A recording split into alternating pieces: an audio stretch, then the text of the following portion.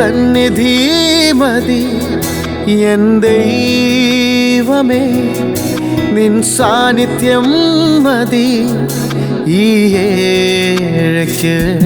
നിൻ ദിവ്യകൃപകളാ ജീവിപ്പാൻ നിന്നാത്മശക്തി പകരൂ നാഥാ. നിന്നാശിഷം ചൊരിയുക എന്നിൽ, നിന്നാശിഷം ചൊരിയുക എന്നിൽ. കേൾപ്പിക്കുക നിൻ സ്വർഗീയ നാദം.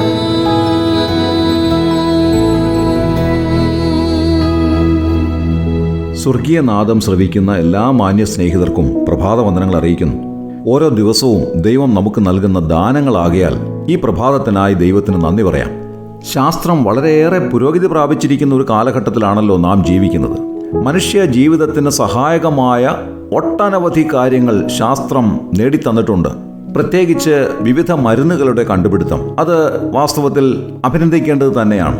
പഴയ കാലത്ത് സാധാരണയായി മനുഷ്യർക്ക് പിടിപെട്ടുകൊണ്ടിരുന്ന രോഗങ്ങളൊന്നുമല്ല ഈ കാലത്ത് മനുഷ്യർ അനുഭവിക്കേണ്ടതായി വരുന്നത്.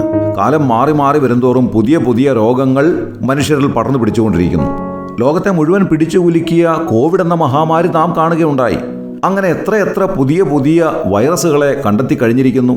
പുതിയ പുതിയ രോഗങ്ങൾ മനുഷ്യരുടെ ഇടയിൽ പടർന്നു പിടിച്ചുകൊണ്ടിരിക്കുന്നു.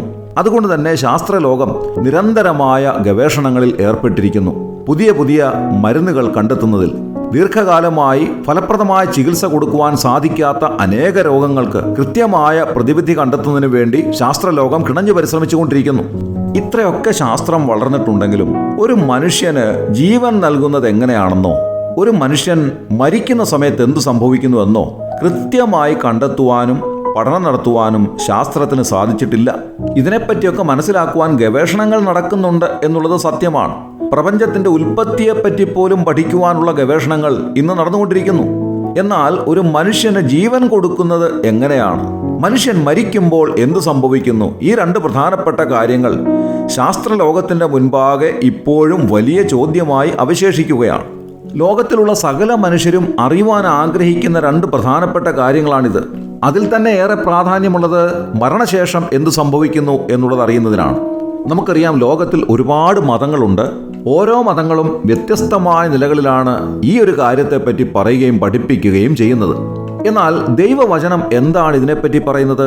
അതിങ്ങനെയാണ്: ഒരിക്കൽ മരിക്കുകയും പിന്നെ ന്യായവിധിയും ദൈവം മനുഷ്യർക്ക് നിയമിച്ചിരിക്കുന്നു. ദൈവവചനം നമ്മെ പഠിപ്പിക്കുന്ന ഏറ്റവും പ്രധാനപ്പെട്ട കാര്യം ദൈവസന്നിധിയിൽ ജീവിക്കുന്നതിനാവശ്യമായ ഒരു തേജസ് നമുക്ക് വേണം എന്നുള്ളതാണ്. ആദ്യ മനുഷ്യനായ ആദമിന് ആ തേജസ് ഉണ്ടായിരുന്നു. അതുകൊണ്ട് അവന് ഭൗതികമായ വസ്ത്രം ധരിക്കേണ്ടെന്ന ആവശ്യം പോലുമില്ലായിരുന്നു. എന്നാൽ ആദം പാപം ചെയ്തപ്പോൾ ആ ദൈവ തേജസ് നഷ്ടമായി പോയി. ആദാമ്യ വർഗത്തിൽ ജനിക്കുന്ന എല്ലാ മനുഷ്യരും ദൈവ തേജസ് ഇല്ലാത്തവരായി ജനിക്കുന്നു. അതുകൊണ്ട് തന്നെ അവർ പാപികളാണ്. അവർ മരിക്കുമ്പോൾ അവരുടെ ആത്മാക്കൾക്ക് ദൈവസാന്നിധ്യത്തിലേക്ക് പോകുവാൻ സാധിക്കുന്നില്ല. ഇവിടെ കണ്ണുകൾ അടയുമ്പോൾ അടുത്ത നിമിഷം അവരുടെ കണ്ണുകൾ യാതനാസ്ഥലത്ത് തുറക്കപ്പെടുന്നു. അതിനുശേഷമായി അന്ത്യന്യായവിധിയുടെ മുൻപാകെ അവർ നിൽക്കുന്നു. അവസാനമായി പിശാചിനും അവൻ്റെ ദൂതന്മാർക്കും ദൈവം ഒരുക്കിയിരിക്കുന്ന നിത്യമായ നരകാഗ്നിയിലേക്ക് അവർ തള്ളപ്പെടുന്നു. ഇതാണ് യഥാർത്ഥമായി സംഭവിക്കുന്നത് എന്ന് ദൈവവചനം ആധികാരികമായി നമ്മെ അറിയിക്കുന്നു. എന്നാൽ ആദാമിൻ്റെ പാപനിമിത്തം നഷ്ടപ്പെട്ടു പോയതായ ദൈവ തേജസ് തിരികെ ലഭിക്കുവാനുള്ള വഴി എന്താണ്? നേർച്ച കാഴ്ചകളോ ദാനധർമാദികളോ പുണ്യസ്ഥല സന്ദർശനങ്ങളോ ഒന്നും പര്യാപ്തമല്ല അതിന്. എന്നാൽ ദൈവവചനം പറയുന്നത് രക്തം ചൊരിഞ്ഞിട്ടല്ലാതെ വിമോചനമില്ല എന്നുള്ളതാണ്. ആരുടെ രക്തം ചൊരിയണം? പാപമുള്ള രക്തം ചൊരിഞ്ഞിട്ട് അതിന് വിമോചനം ലഭിക്കുന്നില്ല.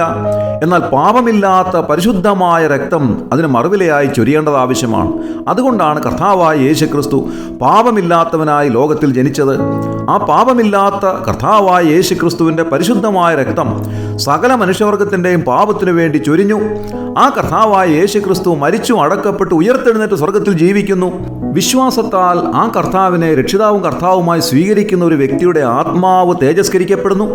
ആ തേജസ്കരിക്കപ്പെട്ട അവസ്ഥയിൽ ആ ആത്മാവ് കർത്താവിൻ്റെ സന്നിധിയിലേക്ക് പോകുവാൻ പര്യാപ്തമാണ്. അങ്ങനെയുള്ളതായ ഒരു വ്യക്തി മരിക്കുമ്പോൾ അവരുടെ ആത്മാക്കൾ ദൈവസന്നിധിയിലേക്ക് പോകുന്നു. കർത്താവിൻ്റെ മടങ്ങിവരവിങ്കൽ കർത്താവിനോട് കൂടെ ഇരിക്കുന്ന ഈ തേജസ്കരിക്കപ്പെട്ട ആത്മാക്കൾക്ക് അവരുടെ ഉയർത്തെഴുന്നേറ്റ ശരീരം ലഭിക്കുന്നു. ആ ഉയർത്തെഴുന്നേറ്റ തേജസ്കരിക്കപ്പെട്ട ശരീരത്തിൽ ആ ആത്മാക്കൾ ദൈവ സാന്നിധ്യത്തിൽ നിത്യത മുഴുവനും വാസം ചെയ്യുന്നു. ഇതാണ് സ്വർഗീയ സന്തോഷം. ഇതേ സംബന്ധിച്ച് ദൈവവചനം ഇങ്ങനെ പറയുന്നു: അതുകൊണ്ട് ഇപ്പോൾ ക്രിസ്തുവേശുവിലുള്ളവർക്ക് ഒരു ശിക്ഷാവിധിയുമില്ല. സ്വർഗീയ നാദം ശ്രവിക്കുന്ന മാന്യ സ്നേഹിതരെ, നിങ്ങളുടെ ആത്മാക്കൾ തേജസ്കരിക്കപ്പെട്ട അവസ്ഥയിലാണോ അതോ മൃതാവസ്ഥയിലാണോ? മരണശേഷം നിങ്ങളുടെ ആത്മാക്കൾ എവിടെയായിരിക്കും? കർത്താവിനോട് കൂടെ ആയിരിക്കുമോ അതോ യാതനാസ്ഥലത്തായിരിക്കുമോ? ഇപ്പോൾ തന്നെ ചിന്തിക്കുക. യേശു കർത്താവിനെ രക്ഷിതാവും കർത്താവുമായി സ്വീകരിച്ച് നിത്യമായ ശിക്ഷാവിധിയിൽ നിന്ന് വിടുവിക്കപ്പെട്ട് നിത്യമായ സ്വർഗരാജ്യത്തിൻ്റെ അവകാശികളായി തീരുവാൻ ദൈവം നിങ്ങളെ സഹായിക്കട്ടെ. ദൈവനാമം മഹത്വപ്പെടുമാറാകട്ടെ. ആമേൻ. മഹത്തായ സന്ദേശം മറക്കാതെ കേൾക്കുവാൻ സ്വർഗീയ നാദം, ദ ഹെവൻലി വോയിസ്.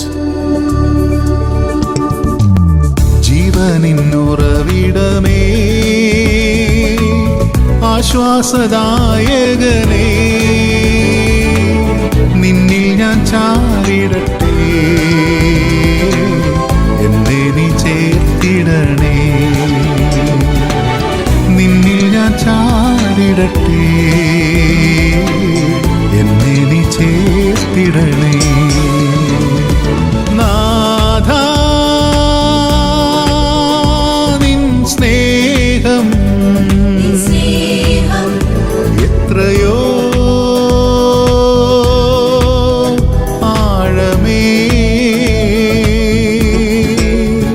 ക്രൂശിലോളം സഹിച്ചു നീ എൻ പേർക്കായി മരിച്ചല്ലോ. ക്രൂശിലോളം സഹിച്ചു നീ